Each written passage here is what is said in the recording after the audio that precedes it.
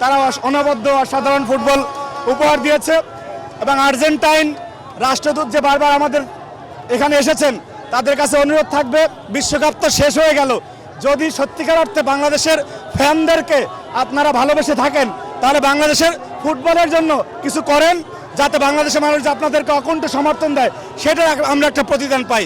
তাদের প্রতি অনুরোধ থাকবে। আমরা খেলাধুলার যে উন্মাদনা দেখছি, এটা আমাদের তরুণ সমাজকে মানে খারাপ পথ থেকে কতটা সরিয়ে আনছে বা তাদের জন্য কতটা হেল্পফুল হচ্ছে? নিঃসন্দেহে খেলাধুলা শরীর চর্চার একটি অন্যতম অনুষঙ্গ, এটি মাদক থেকে দূরে রাখে, কিন্তু খেলায় বাজি ধরে আবার খেলায় হারলে জিতলে আপনার মনে করেন খারাপ পথে যাওয়া, সেটাও একটা খারাপ দিক। সুতরাং খেলাটাকে আমি বারবার বলেছি খেলার মধ্যে আমরা সীমাবদ্ধ রাখবো, এইটা অতিরিক্ত আপনাদের কাছে অনুরোধ থাকবে যাতে কেউ কোনো প্রকার খারাপ কোনো পথ বেছে না নেয়। আমাদের কাছে বাংলাদেশের একজন নাগরিকের, আমাদের একজন ভাইয়ের জীবন আর্জেন্টিনা ব্রাজিলের চেয়ে অনেক বেশি দামি। ধন্যবাদ।